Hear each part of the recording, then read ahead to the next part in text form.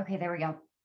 So we put together this pop-up call today, and I am so excited. And thank you so much, Scottie, for jumping in and saying that you would help us out here. As you all know, my team is primarily all women. We have some guys coming in. I'm super excited about that. But I just want some guidance from someone who's successful in this business. And I feel like our systems and everything work great, but there's something we're missing. Like I know there is, because me and my husband, things don't go the same way. He's a guy, I'm a girl, so there's got to be something I'm missing. So Scottie, I'm so excited. I'm going to turn it over to you. Thank you so very much for being here. Yeah, thank you for letting me be here. And I'm glad you guys are all on here live, taking time away from your family. So I hope that you take what we talk about today and apply it to your life so you're not just wasting an hour. Okay. So I will be about a solid hour. So I hope you're prepared for that. Make sure you have a notebook.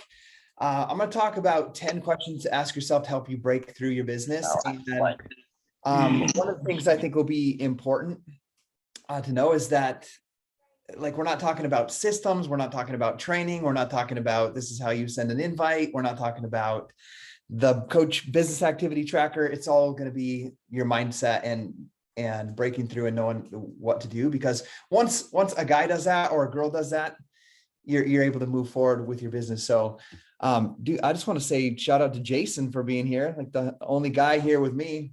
What's up? Okay. I'm going to tell my style of teaching is I'm a storyteller. So I'm going to tell my story and how I got started. It's going to take like 15 minutes, and then we're going to go through the 10 questions, but I guarantee you there's going to be a small story with every one of those questions to kind of help you see how I broke through in some of those areas so that you can dig deeper into your life. And the power about telling a story that I want you guys to understand is that when someone tells a story, you can relate to them. That's when you can relate to them in some area and you're like, okay, I get it. This person did it. I can do this too. One thing I want you guys to know, this is, as you guys know, this is a female dominated industry or business right now, currently. But what I want you guys to know is I didn't have that. We'll call that a limiting belief or a story. When I first started, 4 out of the top 10 coaches were men. So when I came into the business, there were 4 top 10 male coaches, and the top coach, there had never been a top female coach when I signed up in 2011. The top coach was Josh Spencer. In the next 2 years, the first 2 years of my business was Wayne Wyatt.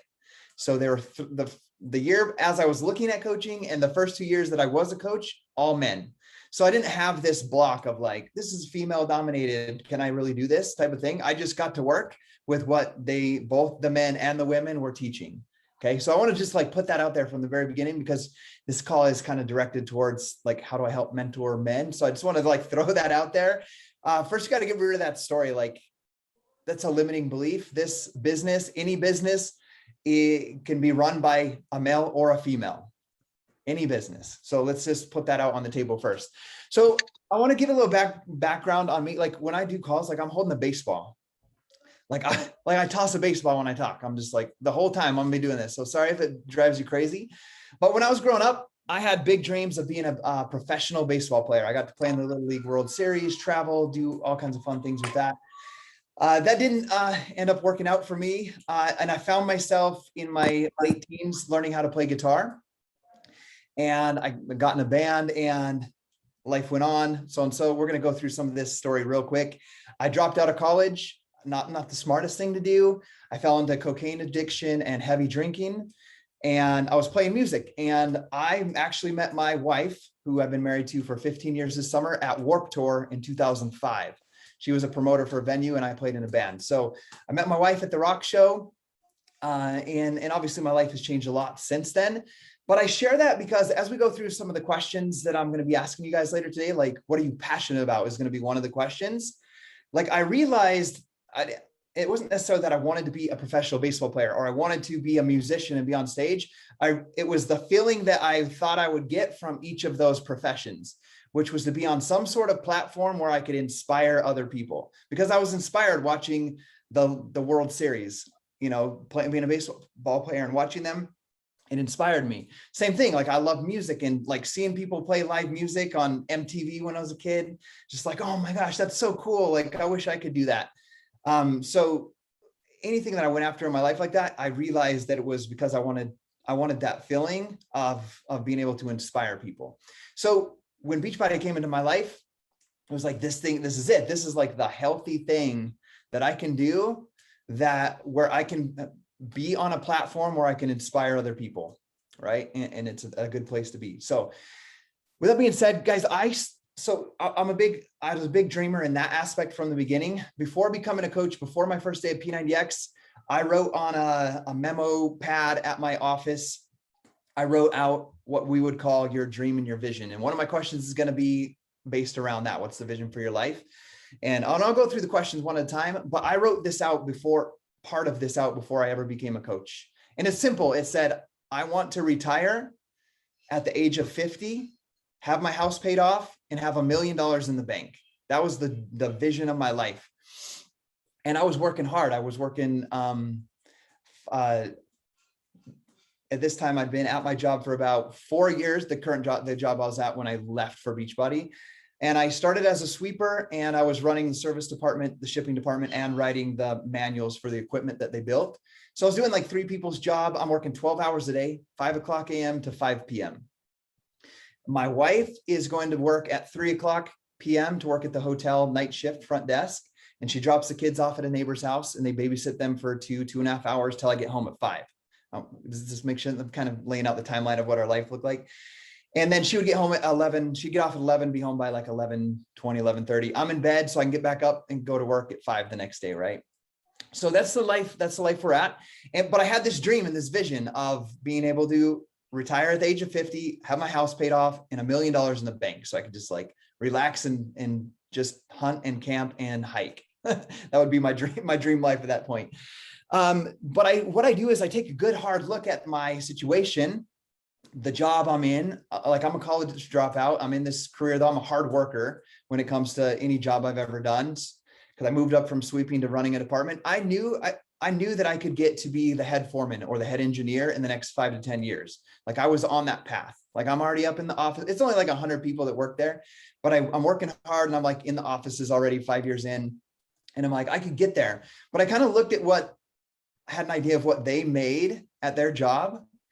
And I just realized, like, man, no matter how hard I get, and whether I'm the head foreman or the head engineer, like, I can never get to that dream here. But it wasn't like, okay, I'm going to leave this and do nothing. Like, I just started doing extra stuff, like buying and selling Xboxes on Craigslist. I would buy it, I would take it apart, clean it up, resell it, make $30. Like, I was doing all of that type of stuff to try to add up my money, right? To add up the little extra dollars to work towards that dream. Because I'm only like 28 at this time. And so I still have, a little over 20 years to achieve this dream. So I'm working on it. It turns out one of these days, my wife's at work. I'm at home with my 2 little girls at the time, ages 2 and 4. And this guy knocks on my door, and I let him in because he has a plate of brownies. He's a complete stranger. So, I let him in. He turns out he was from our church. My wife and I were inactive, is what you would call it, in our church. We weren't going. So his calling in the church was to help bring people back. And he was new to the neighborhood. So he comes in to befriend me, his kind of role with the church. And like, I'm just like, as I'm talking to him, he's got great energy, like super confident guy. But this guy's like 6'3", like a solid 240 pounds of muscle. Like, his veins are sticking out of his shirt. And like, I'm a chubby 189, like, never had abs in my life. And I'm like, dude, you're 29. I'm 29. You have 2 little girls. I have 2 little girls. You look like that. And like, I look like this. Like, tell me what you're doing, man. And turns out he played for the special teams, football for the special teams at Utah State University. And he had just gotten a job in my hometown in Idaho to be a high school teacher and the strength and conditioning coach, and the special teams coach for the football team. So he's like, dude, come work. Like, I'm the strength coach. Come work out with us tomorrow. And I'm like, let's do it. And get it. I hadn't been working out ever before. So I'm like, let's do it. And he invites me. But the thing is they trained at 6 a.m. and I went to work at 5 a.m. So I'm like, man, I can't be like, I got to be at work. And he's like, I was like, is there anything I could do at home? So this is where Beachbody came into my life. He's not a Beachbody coach. but he just says, you should do P90X. Like if you do P90X, I heard you get ripped in 90 days. And so I printed it out. I printed out the meal plan, got the DVDs, and anything that I do in my life with work, like I commit to something and I follow through with it. So I committed to it. I lost 38 pounds in 90 days. And like I had abs for the first time. I'm like 28 years old. I'm like, I got abs. So I put my before after picture on Facebook. And I didn't use Facebook before, guys. Like it was like when my kid was born, there was pictures of her birth, like the birth pictures, and then like maybe camping on Memorial weekend. So this is like a new thing for me. I put my pictures on Facebook, and like there's haters, but there's people that are inspired. There's people that didn't like me posting that. And there was people that were like, this is inspiring. This is awesome. Like, what are you doing? And so I didn't want to bother the people that were like the haters. So I created a Facebook group. Maybe we'll call it like the first challenge group ever, because this is back in 2010, before I ever became a coach. I named it the Staying Fit Family. And anybody that was inspired by my results or asking me like what I was doing, I just added them to this group and told them to do P90X or Insanity. And I fell in love with that process of like checking into that group and seeing someone say like, dude, Scottie, I notched another hole in my belt, or I went from a size 8 dress to a size 6 now. Like I was in love with that process. Like the P90X and the workouts, they worked for me. Like it transformed me, gave me this confidence, but I was in love also with that other aspect of like seeing other people being in, right? What we had talked about in the beginning. That's why I told the story of like kind of what my dreams were before. I felt like I was getting that feeling like I'm inspiring people and they're taking action on that. So with that being said, I put my before after, I'm helping people. I put my before after pictures in the P90X like page. And then that's the day I said, I'm never going to ever be a Beachbody coach. Like that is the most disgusting thing I've ever seen in my life, because I put my pictures in the P90X like page and I had like 30 copy and pasted messages, call them scripts, that were in my inbox saying like, hey, Scottie, I saw your results in the P90X like page. Like, would you like to join our team? Or we have a webinar this Thursday night, or do you want to do a 3-way call with my upline? And I'm like, what is an upline? Like, what a webinar? What are you guys even talking about? Like in my mind, I'm like, can't you just say like, that's inspiring or awesome work, good job? But I got all these messages like, whatever that coach thing is, like, that's going to be a no for me. Like I'm never going to do whatever that is. But I'm curious a little later on, as you guys know, I'm doing things. I'm working 12-hour days. I'm doing things on the side. A few weeks go by and I Google search from my office, what is a Beachbody coach? And then the questions are like, who are the top Beachbody coaches? Who are the best Beachbody? I start Googling and I watched Lindsay Matway on a video, do a transformation, P90X transformation video. And she tells me, it's a video, but to me, she was telling me that she had her daughter prematurely and she incurred a few $100,000 worth of debt, and she was a bartender, and that she had results with these programs, and she called Beachbody. They signed her up as a coach for Beachbody, and she was helping other people. And she shared that she was able to walk away from bartending and be home with her daughter, London, in this critical time, like right out of the NICU. And that she was slowly paying off the few $100,000 worth of medical debt. And like, I sat there after that video and I was like, what? Like a few $100,000. That's why I'm working 12-hour days for the past 5 years and every Saturday, because I bought a house that was too expensive for us as newlyweds. And now I'm working overtime for 5 years straight. So I email her, we have a phone call, and like the topic of today, and I'm going to give you 10 questions. There's a lot of reasons I signed up with Lindsay, because I talked to a lot of people before I became a coach. But one of the main reasons is she asked me hard questions. And by hard questions, it was like questions like about my job. Is this what you went to school for? And like, she finds out I'm a college dropout and that I'm in a steel factory and not in a dental lab where I went to a tech school after I dropped out of college. Like, I'm not doing any of the things that I went to school for or planned with my life. She asked if my wife, if that's what she always wanted to do, is work at the hotel, or and questions like that, right? Was she working on goals in her career? And I'm like, no, like she's there because I can't pay the bills myself. And so I think I know most of you on here are women. We got Jason here, but some men are going to watch this. One of the biggest struggles I think men have is being vulnerable with their struggles financially when it comes to building this business, is letting other people know, like, hey, I don't got my stuff together. It may look like it on the outside, but I don't have this. I don't have this together, and I'm trying to figure it out.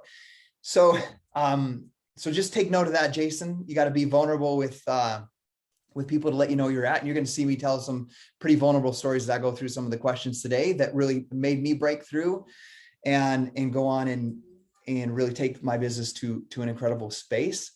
But I told Lindsay after that phone call, even though she was amazing at what she did, I told her no. But I'm going to plug little things in. That phone call, Lindsay was only a coach for 3 months when I had that phone call with her. I would have thought she was the one that Carl Deichler signed up himself, because she told me exactly where she was going with her team and a clear vision of what she was going to do with it, like paying off the debt, being present for her daughter. I would have thought, like, I thought she was the number one coach ever signed up with Beachbody, and like every coach was under her. But she was only a coach for 3 months during that phone call. So just know that any one of you guys right now gets to make the decision. Like, this is who I am. These are my goals. This is my vision. This is where I'm going. And people are going to be more attracted to that than your actual, what you've done in the past. So I know I'm throwing a lot of stuff in as I storytell, trying to teach little nuggets as we go. But that's what drove me to her.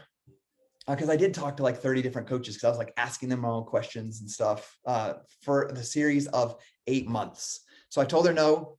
And then for 8 months, I told her no.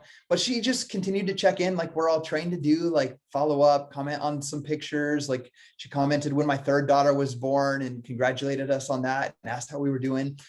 And it was about 3 weeks after the birth of my third daughter that you guys have seen what my schedule looks like. I'm the guy that does the bills in the house, like writes the checks and does all the budgeting and stuff. And so I would do it at work on my break and on my lunch. So I picked the mail up from the lockbox at like 4:50 in the morning. I would take my mail, run into my work, throw out the junk mail in the garbage can in my service department room, put my bills in my lunchbox, and then at lunch, then I would put them in my spreadsheet. Like that's how time managed I was with how we lived. But that day it had the hospital bill, the doctor bill, anesthesiologist bill, my Blue Cross statement of everything that I owed across all of these platforms. And I just remember feeling like my cubicle started spinning around me, like this heavy weight on my shoulders. And I don't know, have you guys ever felt like that before? Raise your hand, give me a thumbs up. But like, it was like, man, do I have, like, how am I going to do? I'm already working 12 hours a day. I'm here every Saturday. My wife's working, and now we have like an extra $3,500 that I owe. Like, where's this coming from? Do I have to go back to school? How am I going to go to school while working 12 hours? Do I have to get a higher paying job? Does my wife have to stop working nights, work a higher paying day job, and then that someone else raises our 3 kids in daycare? Like all of those questions, right? And then the answer came to me: do coaching. Like I'd known about it for 8 months. And it just, that morning, it just like, I just hear that in my mind, do coaching. So I contact Lindsay, I tell her I'm ready, sign me up. And I sign up as a coach. What I want you guys to know, and I could do a whole topic on this. I didn't have, like, our bill, we were tight. I didn't have internet in our house, and I didn't have a smartphone. Like my before after picture with P90X is like a regular camera selfie like this in the mirror, like a gray Polaroid camera. So we don't have those things in our house. We don't have internet. We don't have cable. I don't have a smartphone. My laptop is just like a Craigslist find from my little Craigslist side business I'm doing. And I signed up as a coach. I did my getting started right call from my neighbor's house. He lives 3 houses down. He had a home office. And I did my coach training. I did my getting started right call with Lindsay on his landline. And we talked about my goals. And she asked me what my goals were. I told her I need to make $10,000 with Beachbody. Like that's my big goal. If I can make $10,000, my wife makes like $12,000 at the hotel, working the night shift. And we pay like $2,000 in babysitter fees. If I could just make like $10,000 and then we don't pay the babysitter, she could just be home at night. Like I could get home at 5:30. And that goal is important to me because like we've worked these separate shift lives our entire marriage. And so like earning $10,000 means that I can come home from work, sit down, eat dinner as a family of 4, my wife, my 3 little girls, and me. And then we can go out and go on walks, throw the Frisbee, kick the soccer ball, hit baseballs in the front yard, and do all those things that we haven't done. So I set that solid goal. And this is super important. She told me, Scottie, I can't promise you $10,000, but I promise that your income will be a direct reflection of the number of lives that you change. So it was that moment where I was like, okay, I'm going to change all the lives. Like in my mind, I'm like, okay, Lindsay, I'm going to change them. I'm going to change them all because I'm going to make this happen. I'm going to earn $10,000. And I'm like, okay, but I'm a numbers guy. Like, tell me how many lives equals $10,000. Like, that's kind of the question I asked her.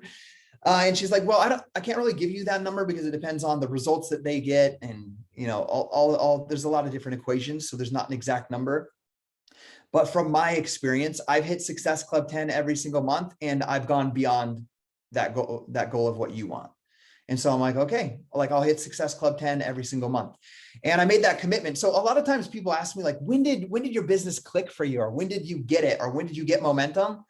April 11th, 2011, 10 years and 3 days ago, when I signed up as a coach and I talked to my coach, Lindsay, and I said, I'm going to do this.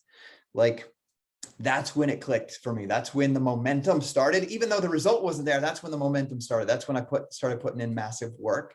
A couple of days later, I'm in my office cubicle and I open up Facebook. I told you I'm a storyteller. And I see thousands of people on a cruise ship with my hero, Tony Horton. And I get pissed off. Like, I'm mad. Like, I'm like, what the freak? Like, I guarantee you I'm harder working than like 99% of those people. And I'm sitting in this cubicle and they're in the tropics with Tony Horton. Like, that's not going to happen. Like, so Lindsay gets home and I'm like, how do I go on? Like, what was that? And how do I go? And she tells me about Success Club trip. It's like, you already have a goal of Success Club. The qualifications this year are hit Success Club 9 out of 12 months. And remember, I signed up in April 11th of 2011. So I have 9 months. I have 8.5 months to hit this goal. And so that made me like, I couldn't sit around and try to train myself up, make sure I knew what I was doing. Like, I had to take action immediately to earn that goal. And I put on my screensaver at work, I put the Atlantis, because that was the first Success Club trip that I could earn, Atlantis in the Bahamas. I put it on my screensaver. Every single day I got to work. Every time I stepped away to do things throughout the shop, I come back, my screensaver would be up with Atlantis on. I saw it multiple times throughout the day. And it was important to me because our honeymoon it was a honeymoon, but it sucked. Like, we were tight budgeted. Like I said, my wife worked at the hotel. We paid for 3 hotel rooms in like Miami, Fort Lauderdale, and somewhere else. And I don't know where it's at because we never made it. So we booked them for super cheap through our discount as an employee. And then I don't have a credit card or a debit card. I'm a cash and check person. And we get there, I have the cheapest rental car place I found online. And so the shuttle takes us out to this place. It's not even at the airport, somewhere in Miami, drops us off. And we can't get our rental car because I don't have a debit card or a credit card. And so we have to walk in July. Well, it's August now. We got married July 29th, like the first week of August, through Miami, not knowing where we're going with our suitcases, like just walking down the street. We finally found a hotel, let us stay there. It took half of my $500 and it smelled like smoke. And we never got to our other hotels. So that was our honeymoon. So when I saw this Atlantis trip, it was like the redemption for me. Like, I can give her a real honeymoon in an absolutely amazing place. So I tell those stories to share, and that's all I'm going to go with those stories right now as we go into the questions. Is as I got started, there was a solid decision made. I will hit Success Club 10. I will earn $10,000. The why behind it was, it meant my wife could come home from work. We could sit down and eat dinner together as a family and not live separate lives. And then the cruise meant that I could provide, or not the cruise, the Atlantis trip meant that I could provide her this incredible honeymoon that I hadn't been able to do. Right. So, and for any guy watching this, like, I dare you to really ask your wife, like, what are all of the dreams that she has that she wants to do that she can't currently do, or you can't currently provide for her? I mean, that's a hard thing to do, but like, ask her, like, if you could do anything or travel anywhere without any restriction on money, what would you do? Where would you go? Like, get those goals and dreams, write them down and make that part of your why, and then do everything you possibly have to provide that for your family, or if the goal is for yourself as well. So cool thing, Beachbody does not guarantee any level of success or income. Everybody's income is a direct reflection of their own diligence, effort, and skill. But at the end of those 9 months, I earned my 1099 was $10,800. Pretty cool, right? It's like right at the goal I set and visualized and saw happening. But what I want you guys to understand is I worked 7 days a week on my business. Like I would get home from a stressful job running 3 departments. I would get home, have 3 little girls ages 4, 2, and 6 weeks old when I first became a coach. And I would take care of them from when I got home and put them in bed at 8 because my wife's at work. And then I would work on my business 8:30 to midnight, 7 days a week for an entire year. Okay. So, and doing that for only, like I say this, only for $10,800, that's less than minimum wage if you do the math. So some people might look at that right now and be like, that's not worth it. Like that's not, like I could put my time somewhere else and earn more. But what I want you guys to understand about this business is by my 14 month mark with my coaching business, I had my first $2,000 week, which is a 6-figure income. So because of the way that this business compounds as you build a team. And I'll tell some stories about when the shift in the dream got bigger than the $10,000 as we go through these questions. But I wanted to just share that with you guys. And this business absolutely transformed our lives. Like I'll just share some of the small things. I say small because I have big goals and visions, but I've been a stay-at-home dad now for 9 years. 9 years. My wife and I wouldn't have our 2 sons if I had not found Beachbody coaching and worked my butt off for that year to make this a full-time job. We would have never been able to afford to have more kids. And we now have 5 kids and they're amazing and we love them. So that's incredible. But another thing I want to share with you guys that's absolutely cool is my mom in 2013, I retired her from her job she was miserable at in the school district. And she's my administrative assistant. She does clears out my emails, does all the tons of stuff that I don't enjoy doing that anybody could technically do. And then in late 2015, I retired my dad at the age of 58. And so he does, Jason, don't laugh at me for this, but he does all the manly stuff around the house. Like he does the painting, like he put a vanity in for my wife today. Like he does all that stuff so I can run this business, right? So absolutely changed our entire lives, our whole future. So with that being said, the opportunity is real for anybody if you're willing to put in the work. And my goal is to give you guys these 10 questions over the next 30 minutes and kind of talk about some of them so that you guys can have some, let's call it a breakthrough and just start doing what you're supposed to do and believing in yourself like you're supposed to be believing in yourself so that you can build the goals that you have in the life that you want. I want you guys, as I'm going, I haven't even opened the chat thread. I'm going to open it now. As I'm going, I want you guys to, like, as I ask the questions, feel free to be vulnerable. If you know the answer to that question right now, share it in the chat thread so your teammates know what you're going through so that you guys can relate with each other, support each other, because that's what a team's for. So make sure you share those, but you will need to take a solid hour or 2 outside of this call and go a little deeper than just this is my fear, right? When I ask a question like that, to go really deeper and really figure out what those are. And I'll tell stories so that we can understand how to go deep on some of those things. But I will also, Jackie, send you the list of the 10 questions after. So don't struggle to write down the question. I'll send it to her right after this call. This way you can kind of answer the question quick in your mind, get an idea, share it with your team. Okay. So the first question, wait, does anybody have any questions before I go through these 10 questions? I'm talking full speed because we got so much. Okay. No questions yet. Okay. So the first question I want to ask you guys, have you guys ask yourself is, what is holding me back and why? What is holding me back and why? Guys, for me, there's multiple times throughout my 10 years of coaching that there's been something come into my life that holds me back. And I've had to discover what that is, work through it, overcome it, and move past it. Anytime you face an obstacle in your business or in your life, it's there so that you can overcome it and become stronger. Every time you back down from an obstacle, you become weaker. So when you see obstacles or these things that are holding you back, make the decision right now, I'm going to come out on the other side of it.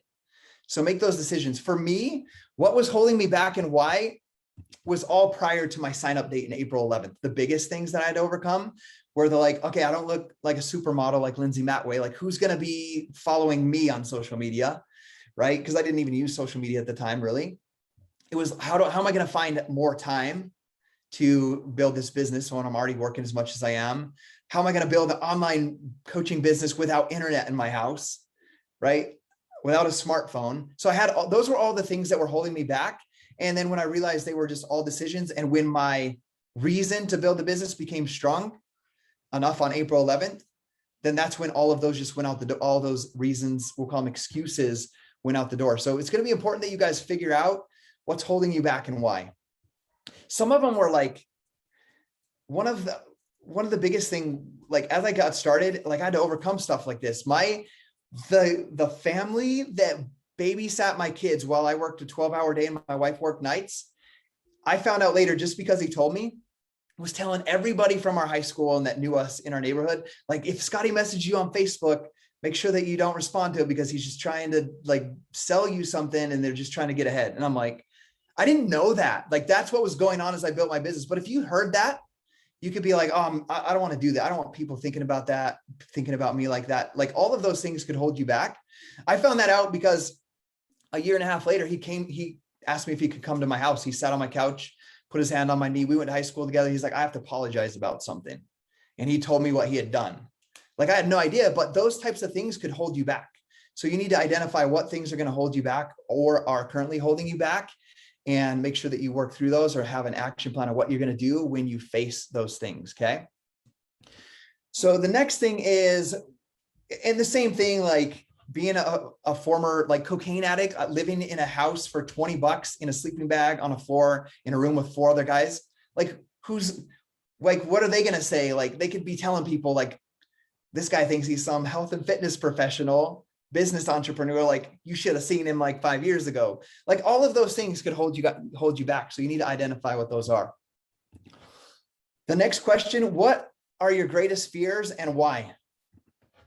What are your greatest fears and why? Some of mine were like, I'm a people pleaser. So those things like having people talk bad about me, like before I have my mindset and my belief and stuff is more bulletproof now. But back before, I was easily offended if someone like said something that I didn't believe in or things like that. So with that being said, one of the greatest fears that I realized, to help you guys understand, and I hope this story makes you guys really think about where you're at, is I worked from sweeper up to running multiple departments. And I realized, like I said, I could be like the head foreman someday or the head engineer. I had a moment like 7-8 months into my business where I like walked through the shop and just like this like twilight zone, like thinking about my life. I'm like, okay, I could be like running this place in 10 years. And then I looked at the people that were actually running it, the head foreman, the head engineer, and they were like 55 years old. I had, because I'm a numbers guy, kind of figured out what they earned, what their yearly bonus was like. And even if I got to that place where they were at, I still couldn't hit my dream and vision for my life. But the thing that hit me even harder was they were still working 12-hour days, and those 2 guys were there with me every Saturday still.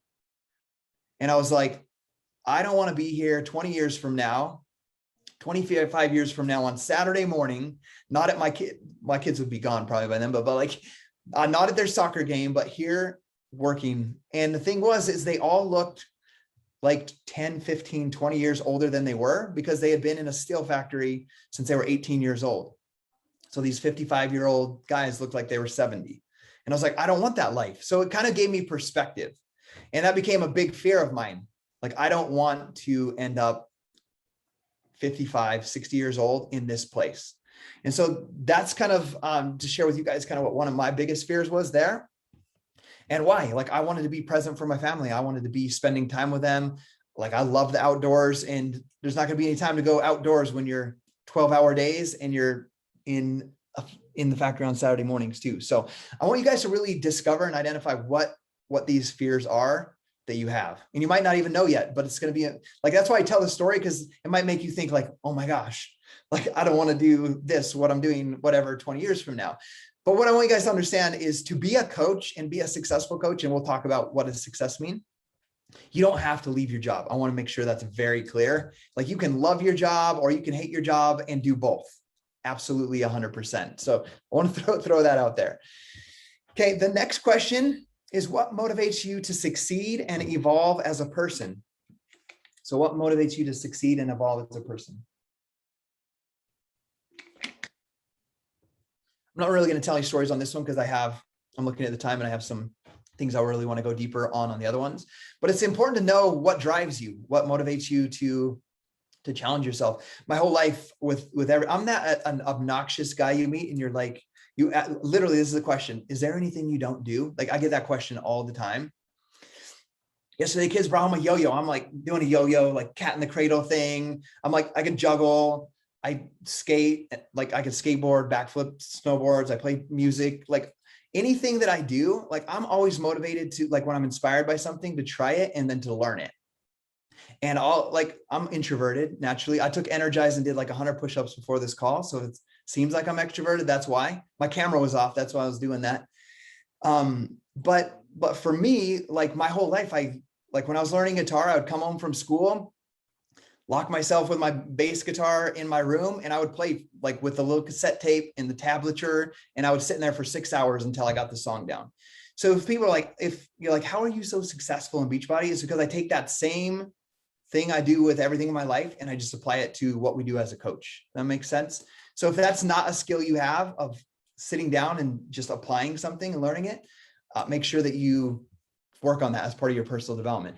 And that's a cool thing about these questions. All of this dials into one funnel of personal development. Where do I need to grow? Where do I need to evolve? How do I need to change? So understand what motivates you to succeed and to evolve as a person.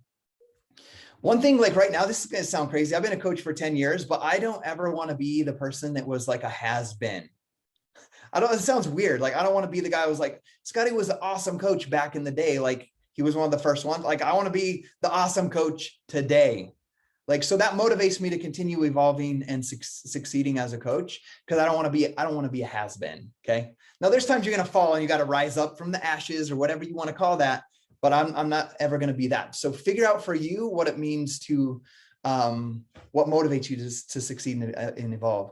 So the fourth question we're going to ask is, what are the 3 most important things you've learned about yourself? Okay. I'll just tell you one quick thing that I learned about myself through coaching. That's the cool thing about coaching, is like you discover so much. Like how do I explain this? Coaching's so easy. Like, it's simple, not easy, simple. So simple. You transform yourself with personal development, these programs, workouts, meal plans, Shakeology, all that stuff.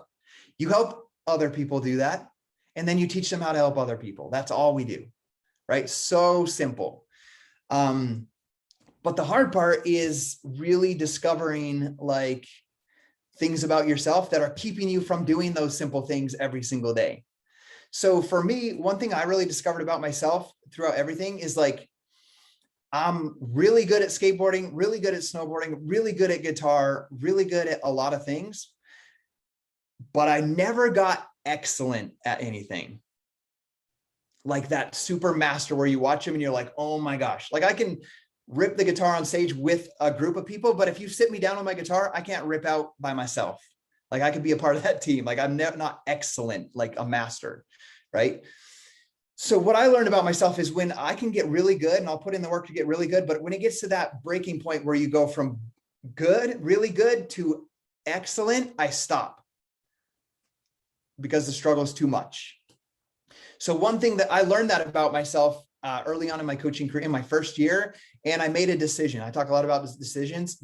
I made a decision that I am never going to stop. Like even if it takes me 30 years to become a superstar diamond, whatever it is that you want to become in Beachbody, like I will keep doing it until I am excellent at it, or I will make this something I become excellent at. So it's something I never realized about myself growing up, that I would just get so good to a certain point and then stop. Like I quit my dream of playing baseball over dumb politics where someone's kid got picked over me. And I was like, oh, screw this. I'm done with baseball. When I should have just worked harder through that struggle of that year. And I could have came back and been excellent because I was already really good. But I realized that now looking back is when a struggle came up or an obstacle, I stopped. So I learned that about myself. So identify about yourself, like 3 important things about yourself. And hopefully these questions will help you do that too. So another one is, what lies do you continue to tell yourself? Okay. What lies do you continue to tell yourself? There's probably a lot. I love seeing you guys write all these things out. Time's often one, like who's going to believe in, like, who's going to be inspired by somebody like me, all kinds of things, right? I have a story. I'm not going to tell a story now. I'll tell it on another question, but I'm going to tell you a story of like 3 years ago when I started telling myself lies, during when my business got a little challenging. So figure out what lies you're telling yourself. Because once you realize that you're telling yourself a lie in this aspect and it's not the truth, or that anything in the future can change and you can change, like the whole world opens up to you on what's possible for you to accomplish. Okay, the next question we're going to ask is, what do you do that continues to keep limiting your success? What do you do that keeps continuing to limit your success? So make sure that you're identifying what those things are that you're doing. It could be in your health and fitness journey. Like I struggled with that. I'm still working through it 10 years. I should be like on the cover of Men's Fitness. I've been a coach for 11 years, right? But like I get to a certain point where I got good looking abs, feeling strong, and then I'll start eating a bowl of cereal every night on top of my meal plan. And then I'm like 8 pounds heavier, and I'm like, what the heck? I can't hardly put my snowboard bindings on. And then I'll go back 100% to what always works for me the best, my time nutrition plan with 80-day obsession meal plan, and then I'll lose it. So guys, that's limiting my success. That's still something that I'm working through, right? So there's things like that in your health and fitness, but there's also things like that in your business. So what are you doing to sabotage your business? Is it not posting daily? Is it showing up hardcore for a week and then disappearing for a week? Like, you've got to figure out what it is that you're doing to limit your success. Okay. The next one is, what are you most passionate about in your life? Okay. One of the main reasons why I was the first one to volunteer on the roundtable when Jackie asked who can speak is because I'm most passionate about being on a platform where I can inspire somebody else. So it doesn't have anything, what I'm passionate about has nothing to do with whether I'm ranked, advancing, being recognized in my company, or earning more money. What I'm passionate about is what lights me on fire. And that's doing what we're doing right now, sharing my story and teaching and inspiring other people. So you need to discover that what that is. If you're going to go for the long haul, which if you already made the decision you're not in this for the long haul, you might as well just bow out now. Sorry, Jackie, I said that, but if you already have an out, you're going to leave sometime. So you got to make the decision. Like, this is what I do. Like, I'm going to continue to work on my health and fitness for the rest of my life. This is the best health and fitness company in the world. And these are the best people to surround myself with to be most probable for success. And I'm going to do everything I can to grow myself and help others. Right. So you got to make that decision. I'm like, sorry, Jackie. But yeah, if you haven't made that decision, you're gonna bow out when it gets hard. So you got to make that decision for yourself. Find out what you're most passionate about. But if you're going to make it long term, you have to love what you do, or you have to have a passion for what you do. Now, here's the thing. We all have to do the business activity tracker. But it only takes like an hour and a half, 2 hours a day. If you work through it hard, it only takes you an hour and a half, 2 hours a day. But what I want you guys to know is that you have to identify inside of the activities of a coach, which thing you love to do most. What's your gift? What are you best at? And then pour most of your time and energy into that. Like, I suck at organization. Like, I'll be honest, I legit forgot about this call until I got a message. It's in my calendar, but I forgot. And I'm like, oh crap, is that even in my calendar? And I looked at my calendar. I'm like, yep, it's in my calendar like 2 days ago or Sunday or something. Like, I'm not good at organization. I don't have, what do you call it? Systems. I don't even have systems in place for my team, but my team can count on me to show up with optimism when times are hard, positivity, and vision of where we're going. And the mindset of like, okay, things are hard, but they're not always going to be hard. Like, we're going to figure this out. And we built a team of 45,000 coaches like that without being systematic or organized and stuff like that. So imagine if I spent all my time doing systems and organizing and I don't love that, like the passion and the belief and the vision part wouldn't be there, right? And I would like hate what I do. And this would just feel like another job that you feel like you're just like going through the motions. So I do those things very minimally, and I count on other people to do that. And then I do what I love. Does that make sense? So make sure that you find out what you're passionate about so that 10 years from now, and your thing could be organization. You could suck at speaking vision and talking goals, but let your success partner do that. And then you do the organizing, right? So work as a team and work inside of your passion. So you got to understand what your passion are, what you're most passionate about in order to figure that out. So the next thing is, what is the vision for your life? That's the next question. What is the vision for your life? Because I would hate for you guys to not have a clear vision and a clear goal. Picture it like a ladder, a tall ladder. You got to climb up all these little steps. You got to climb up, and it's up against this wall, and you get to the top after 10 years of work, and it's where you don't want to be.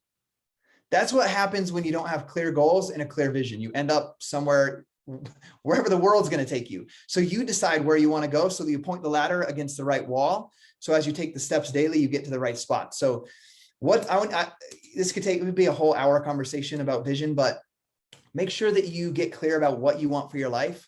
What are the clear goals? And it doesn't have to start out big. Like, remember, for me, it was $10,000 and the vision of being home as a family together versus these separate lives. That's where the vision started. The vision became bigger for me about 8 months into my journey. This is going to be my probably biggest story I'll tell, is I was sick with the man cold. And you guys are probably married or have boyfriends. You know what it is? I nearly died. Like, I'm in bed 3 days, I'm missing work. I don't like even leave the bed. And I'm sick with the man cold. You guys know what it is. And my wife, it's Friday now. My wife's like, hey, Scottie, Keena, she's my oldest. She was a kindergartner at the time. She's like, you should get up, shower, put some clothes on, change your clothes, and then go pick her up from the bus stop. I bet you'll start to feel better. So I do that. I get dressed, I shower, I get dressed, and I start walking down the cul-de-sac to the bus stop. And the bus pulls up. I'm not even quite there yet. I'm like halfway there. And the bus stops, and the squeaking sound of the doors opening. And this little girl gets to the top step, puts her hands on the rails, and she looks up and she sees me. And like this smile comes across her face, and I just start crying.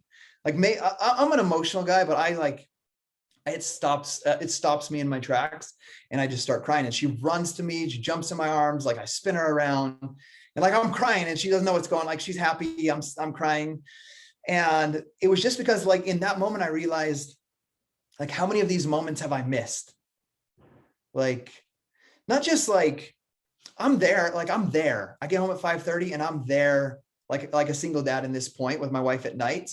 Like, I'm with her, but I'm like stressed at work, 12-hour days, come home. I'm like, bathe them, feed them, be like, change the diapers, put on Lindsay's webinar. And I'm just kind of listening as it blasts through the house, and burp them and put them in bed, and then work.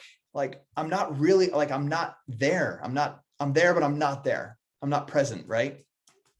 And I realized, like, man, how many of these moments have I missed? But how many more will I continue to miss if I don't push through and make this something even bigger than bringing my wife home? Because it was challenging. I'm never someone that was going to quit, but I was leaning into that question we asked earlier, where I was like, that breaking point, right? I'm like, okay, maybe I don't need to work 4 hours a night, 7 nights a week. Maybe I'll just do like an hour a day. I'm making $300 or $400. My wife could technically come home. Like, it was the point where I could have backed off and said, like, I'm just going to do this. Like, my wife can come home now casually. And to the point where I was like, no, like, I want to be home. I want to be present. I don't want to miss daddy with donuts day. I don't want to have a boss tell me I can't be at my kid's soccer game on Saturday morning. So that's the day. Like, you hear the saying, like, there's 2 days, the two most important days of your life are the day that you were born and the day you find out why. And I don't even know what day that was, but that's the day I found out why. That's where I found my purpose and my mission as a coach. It's the day I decided, like, I'm coming home from my job. Not like, I hope that I can build this. It was like, I'm going to come home with my wife from her. Like, we're both going to quit our jobs. I can't tell you the step-by-step training, things we did different. It just happened. I kept doing the work I was doing, but I changed my goal and vision, had that conviction. I knew what my purpose was, and I showed up. I continued to show up every single day when I could have easily backed away. And the cool thing is, like I told this story about my wife and I both walked away from our jobs in June of 2012 together. And so we've been home for the 9 years now. But the thing that was much bigger than me in that moment was, yes, my goal to make this my full-time job happened in that moment, setting of that goal. But I realized that if I could do it, like this ex-college dropout, cocaine addict, alcoholic, guy that just played music and slept on a floor in a drug house, if I could change my life with P90X nutrition and being surrounded with people like Lindsay and the people that were believing in me, like I could teach, train, mentor, inspire anybody to do that. So why am I here on a Wednesday? Is it Wednesday? Wednesday evening? I am here because of that decision I made at that school bus stop, that I would, this was my mission and my calling, and every opportunity that I have to do that, like I would take that opportunity. So here we are. That's a long story to a short question about kind of like, what is the vision for your life? That's where my vision became bigger of like, I'm going to make this my full-time job. I'm going to, like when I was started doing YouTube videos in that first year, I was like, I would talk to my camera as if there were thousands of, in my mind, I saw thousands of people, even though there were no subscribers. My team calls by myself, like, what's up team? And there's like nobody there. So I just put on speaker. It's a webinar, luckily, and not Zoom. Nobody can see, just my slides and me. And I just spoke as if I was talking to the whole team, right? So that's the day that happened. So I want you guys to make sure that you know what is the vision for your life. And every single goal that I set, I tied a vision to it. So for example, we hit the Beachbody income disclaimer has already been here, but we hit the Legacy Club in my 4th year. It's also the year that we had our first 7-figure a year income with Beachbody. And it's funny, but like when I set a goal to do that, like I still live in our starter home. Like we still live in the starter home that we bought when we were first married. So the thing is, the cool thing about that story is that when I set that goal, it's like, I don't really need that. Like, it's not my personality. Like I'm a Craigslist and Ross kind of guy. And Dollar Tree. Like when they put the Dollar Tree in, we were so pumped, and we were 6-figure earners with Beachbody, but that's who we are. But anyway, when I set that goal, I said, when I hit the 7-figure mark, I'm going to tell my dad he can leave his job and I'll replace his income. So you see how I set a goal, but I also put something meaningful behind it. Okay. So every time you set goals, make a vision for your life, make sure that there's some strong, powerful meaning behind that. My goal and vision right now is to, holy cow, we only have like 5 minutes. I can go a little over, but I don't want to keep you guys forever. My big goal and vision that I've been working on for the past 5 years, and I have 2 years left to do, is a 7-year goal and vision. It's not to be 2-time superstar diamond. It's not to have a certain amount of money. My goal is to own and have paid in full $5 million vacation rental homes that, they provide income, obviously, but because I have 5 kids. And when my 5 kids decide to go to school or to start their careers and their lives, that I could teach them throughout their life right now to market, to run numbers, to run a business, and to do all that stuff with those homes so that they can each have one as they start their lives, and not go to school to do something they think will pay them well. And it's something they don't love, because that's what I did. I went to school to be an orthodontist, and only because I had a cousin that was an orthodontist that made 6 figures and had the nicest house in the family. And I had a dream of having a life like that. So I thought that would get me there, but I hated it. So I don't want them to go through that. So that's the vision I have right now, is to have that completed so that they can, 2 of my daughters are competition dancers. Like one I know will teach dance, and I know teaching dance is not going to provide her a life like what we've shown them, like traveling to Taiwan, we're going to Arizona for 6 weeks. We've spent entire summers in Maui. So they're going to want to do some of those types of things with their family, and teaching dance isn't going to do it, but she loves it. So that's why I'm working so hard on that vision still, is to help provide them that opportunity. Okay. So make sure as you grow, your vision doesn't have to be huge right now, but make sure that as you hit each benchmark or get close to hitting it, you expand it, and you can, because that will challenge you to continue to grow. What limiting beliefs and stories do you hold on to is number 9. What limiting beliefs and stories do you hold on to is number 9. And then what does success mean to you? And number 10 is, what does success mean to you? And what does failure mean to you? Okay. So for me, I created my own rule of what success means, because, and I'll tell a story along with this one to end it out, but we're not a superstar diamond team. We're not. We have an incredible income that's provided our family with everything that I want. That's what I want out of this business. But we were one time at 14-star diamond with one coach that was 2 coaches away. And then some stuff happened, and we had 14 diamonds at one time from multiple business centers go to another network marketing company. Okay. Our income dropped in half, dropped to 4-star diamond. And you know what happened to me at that time? My belief got hurt a little bit. Even though I thought I had a bulletproof mindset, I started telling myself this story, like, man, you're not a very good leader. Like, if you would have, because I'm introverted, like if you would have spent more time with so-and-so at the team retreat, you could have, like, they wouldn't have left. Like, all of these different stories I started to tell myself. Like, I kept working though, right? And we were top 10 in 2013. We hit elite for 5 years in a row. And then that year we missed elite, and I still hit success. I've hit Success Club 10 for 120 consecutive months. But the next year I missed elite as a team as well, 2 years in a row. So what is the story? The story is continuing to grow. Like, man, you lost it. Like, just like everything else, like when you quit baseball, like, you're just not going to be great. You're not going to be a pro, but you're going to be really good at this. And I started telling myself that story again. And so we're at the end of 2019, 2 years of missing elite. And I'm on a call with my corporate mentor, Kayshawn. And she's like, Scottie, what's up? You know, Kayshawn's energy. She's like, how are we looking for elite? And I'm like, not good, Kayshawn, not good at all. I'm like, we have like a month left. And she's like, what do you mean? And I was like, we need like 25 elite points. And I don't even have people right now that are providing elite points for the team. So it's not looking good. And so we have a conversation, guys. I don't want to say this is embarrassing because this is part of my story, but during that year, I signed 3 to 5 coaches a month. I'm not a huge numbers guy, like bringing on lots of people.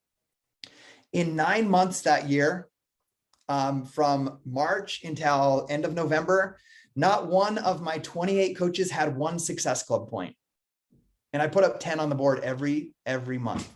Okay. So what is the story now that I'm telling myself? Man, you can crush it at like marketing and helping people in challenge groups, but like just teaching coaches and mentoring coaches is just not your thing. Like, it's like, that's for other people. Like, I started to tell myself that story, right? So I'm telling Kayshawn this, and she's like, she talked about that. We talked about that. And she's like, well, what are you doing with your new coaches? And I'm like, well, I send them to the getting started in the coach training. They go through that. Then I do a getting started right call. We talk about this and this. Then I set up a group like message pod with my new coaches, the 3 to 5 of them. And, you know, I have them with their BAT. And she's like, you're doing like everything that the elite coaches are doing. I'm like, I know we did it for like 6 years straight. Like, I don't know what's going on. And then she's like, she says, she asked me a very important question. That's why I asked you guys a lot of questions today. She said, Scottie, I tell her, I just don't feel like I'm a good leader. Like, I'm not a good coach. I'm not a good leader. And she asked me an important question. What makes you feel like that? Okay. What makes you feel like that? And that's where I told her, I was like, hey, almost every day I go on my memories on Facebook or my time hop, and I see like the leaderboards, and I see tons of people hitting Success Club. And I see like me announcing 3 new diamonds in one day on a Thursday. And I was like, I haven't announced a new diamond in like a year and a half. Like, it just reiterates like this story, like that I'm not a good leader. And then I see so-and-so, I'm like, oh man, there's some, like, now they're off. Like, I put all this time into them, and now they're off selling whatever. And she's like, okay, here's what I want you to do. And guys, what I'm going to teach you guys right now, you can apply to anything in your business right now. And I promise you, it will change everything if you do it seriously. She's like, what if instead of like saying those things that you're currently saying, what if you instead when you see these names of these people, and this could be you about a limiting belief, just changing the way you word it. She's like, what if instead of, I'll use Jackie's name instead of, I won't name people. Instead of, let's say when you see Jackie on your memories, instead of saying like, oh man, like Jackie's off doing so-and-so, like it was so awesome when she was crushing it on our team or whatever, right?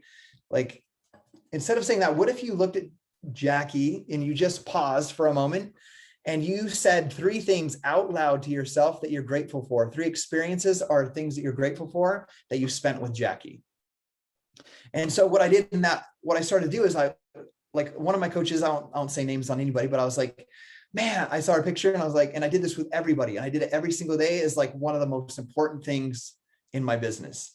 And I'll be like, oh man, I'm so grateful for when so-and-so came into my life. Like she hit Success Club 10 the first month.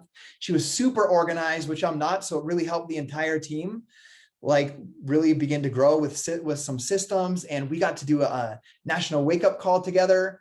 And because we were doing that, like we got to teach people how to do the invite process on the phone, like a script, like how to talk to someone on the phone and invite. And that inspired so many people, because remember my thing's inspiring people. That inspired so many people to learn how to do their business better. And she went on to be lead an elite team for 2 years. And because she did that in 2012 and 13, we were a top 10 team in 2013. I'm so grateful for that time I spent with her. Right. So I started doing that instead of like, man, she quit and just doing this other thing. And man, I'm not a good leader. Like if I would have been better, she'd still be here. So I just switched that narrative, that story. Guys, you know what happened in December of 2019? I signed 8 coaches, not crazy. It's like a little more than I did. 5 of them hit Success Club, not just hit 1 point, because remember I had not one coach hit 1 point, like, which is crazy. But I signed 8 coaches and 5 of them hit Success Club. Now that didn't make us elite. Like that wasn't the goal, but the next year we went on to hit elite again. But the thing that I want to share with you guys is I didn't do my getting started right calls differently. I didn't change my marketing on Instagram and Facebook. I didn't change my new coach welcome email. I didn't change the way I ran my group pod thread with the new coaches. All I shifted was the story that was going in my head. And I shifted it by just telling a new story and retraining my brain to really look for the positive and the good and have gratitude. Because I was showing, like, it's embarrassing. This part's embarrassing to look back. Like I wasn't grateful. Like here I am complaining about somebody in my mind that helped me bring my wife home from work and help me be at home with my kids. And I'm complaining about them, right? Does that make sense? So I just shifted the whole narrative in the story, and my whole business shifted back to where it should have been the whole time. So what I share that story with you guys, because a lot of times you might think top coaches are like always just climbing like a rocket ship and they don't face anything or they don't struggle with the same things. We all struggle with the same things, but the reason for the questions that I asked you guys today is I want to help you guys as much as possible avoid falling off or going off a deep end when things get hard and challenging, because anything worth having is going to be challenging. Anytime you have an obstacle come into your life, it's there to make you grow. And when I had my boy Chris Pandolfo win the Beachbody Challenge at the last live summit, like I told that when we decided you're going to win the Beachbody Challenge champion, he hadn't even lost a pound yet.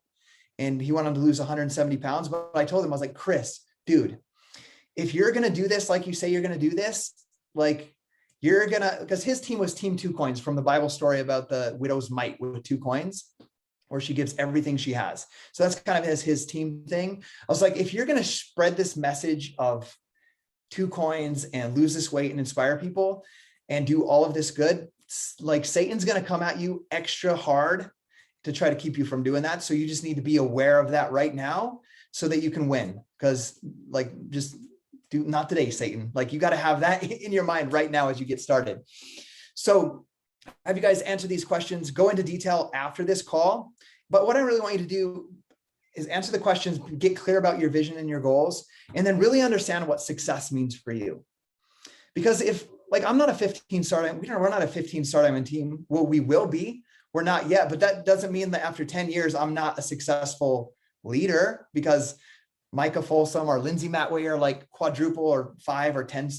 I don't know how many superstar diamond they are now, so you have to decide what success means to you. And for me, I just made my own rule for what success meant. It meant that I'm clear on my goal and my visions, my goals and visions, that I believe in myself, that I'm planting seeds of, believe in myself, I'm growing myself daily, and I'm planting seeds of growth in other people.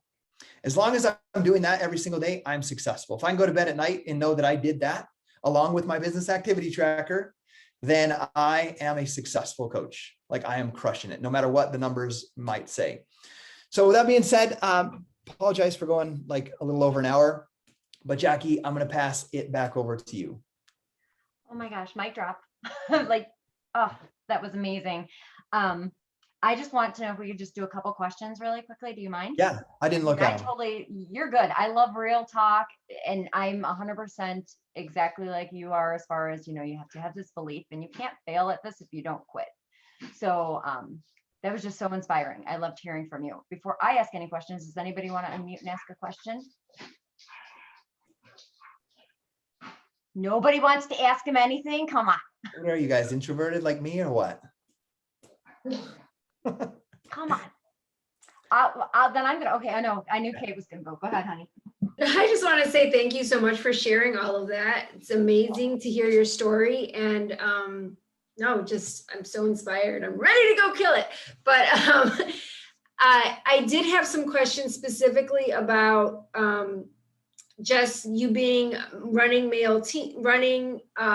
with your male coaches and how that works for you, and just really curious about how the dynamics in your groups are different. Is you have all male groups? Do you have them co-ed?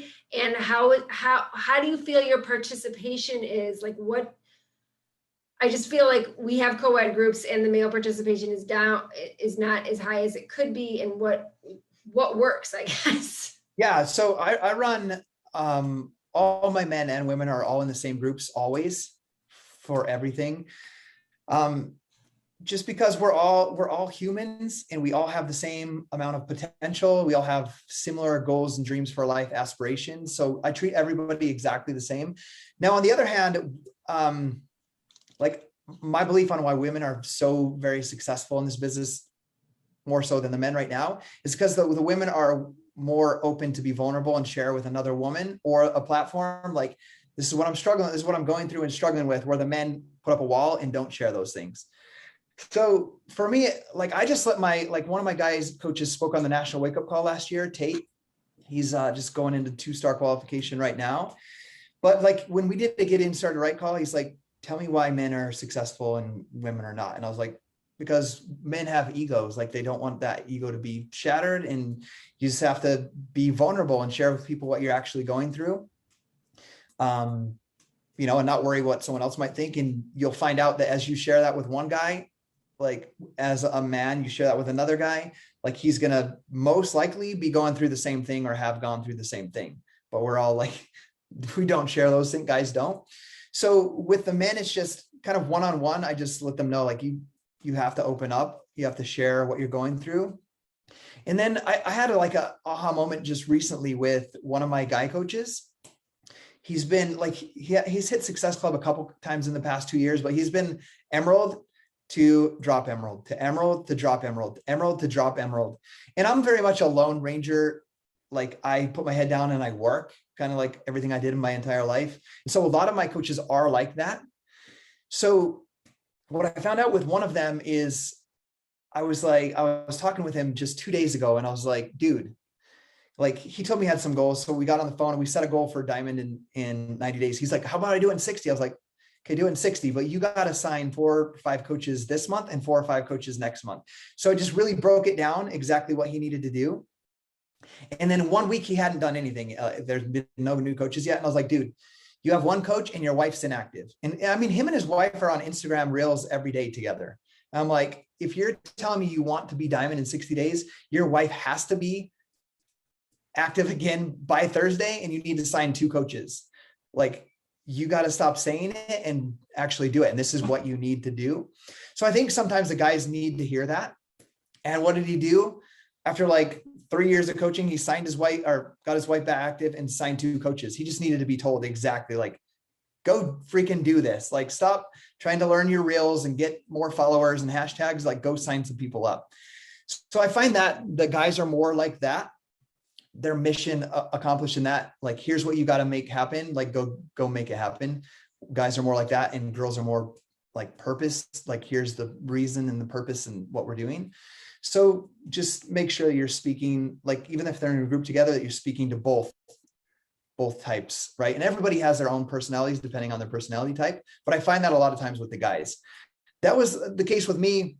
When we missed Elite those multiple years, we did get Premier one year, but it was like Premier by me helping my mom go Diamond, because my mom has a business center I build volume under, and she was at Emerald.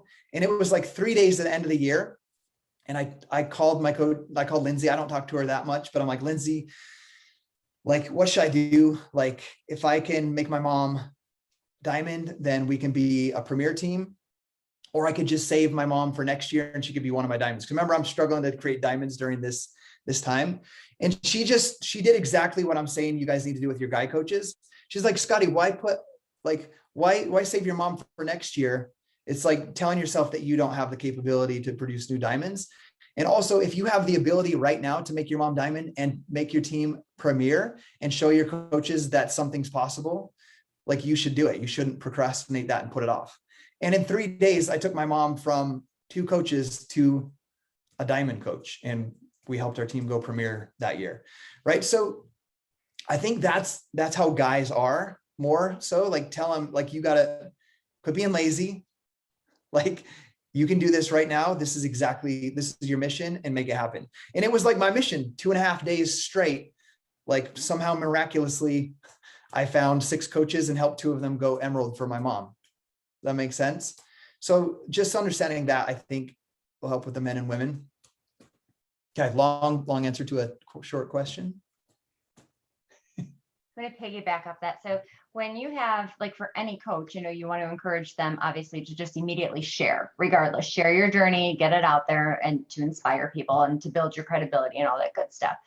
So regardless if it's male or female, what I just want, and what I'm thinking, is there any specific way that a guy should share differently than a girl, or it should be the same exact thing? You should be sharing your before and afters, how you feel, what's going on. There's no, like I said, I feel like I'm missing a piece, just because me and my husband are 2 totally different people. And he would be like, I'm not putting that out there. So all I think in the back of my head when it comes to guys is they don't want to do that. They don't want to listen to me. But I like how you said, tell them what to do, because I'm really good at that over here. So I'm sure I could be really good at that all over the place. And that's the thing that we kind of touched on, is the guys, they're like, I'm not putting that out there. They're afraid of what other men are going to think of whatever it is that they're putting out there. Like, what guy wants to go out in front of everybody on his Facebook or whatever and be like, hey, like, I am a big dreamer and I have this. Like, for me, for example, we bought an amazing brand new home as newlyweds with a brand new kid. Well, we made it into 6-bedroom, but it was like 3-bedroom with an unfinished basement house that we couldn't afford, but we looked like we got it together. Like, what kind of guy wants to be like, hey, the house we're in, like, I can't pay the bills unless my wife's working nights and I'm working every single overtime hour, right? Guys don't want to go tell everybody that they're not doing well in that area. So, but doing that, like me sharing those things on a team call, and the cool thing that you have to understand is it doesn't have to all be on social media for the whole world to see. Like, I tell that story of April 11th, 2011 in like 3 to 5 minutes on every call I do with a challenger and a coach prospect. I tell them what inspired me to get started with my journey, and I tell them that. So right from the beginning, I've opened up so that they're willing to open up and tell me what they're struggling with or what they want. So there's not really anything, Jackie, I guess, they need to do different. They just need to do it, but do it in a way that is them, like share who they are.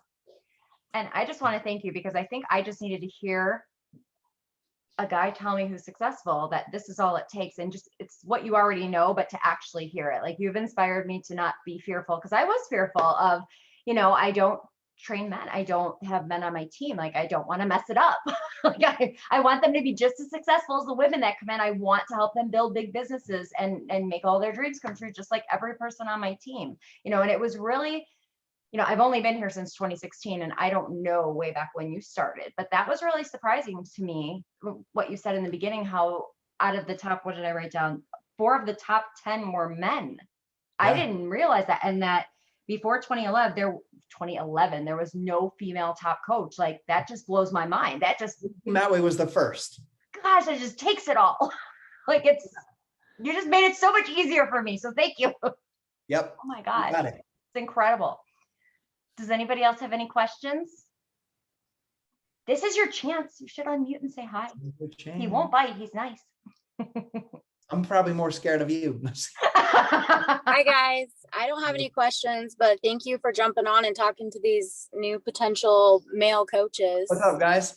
What's up? Go You're out and do- amazing. Yeah. Cool. Anybody else? No? Okay. Scottie, thank you so very Yep, much. you're welcome. You've really helped me, and I hope that, everybody takes something away from this and that it helps them. This was an amazing call. We really appreciate your time. And it was totally fine that you took that time out. I didn't care if you went 2 hours. It was great. All right. So thank you so much, guys. Can I take a really quick picture before we jump off? Yeah. Awesome. All right, guys. Count of 3. Let's smile. Is anybody going to come out and say hi? We're assuming you're naked if your camera comes on. That's what I always tell them. All right. Count of 3, guys. 1, 2, 3. Awesome. Okay, everybody. Have a great night. Thanks for hopping on.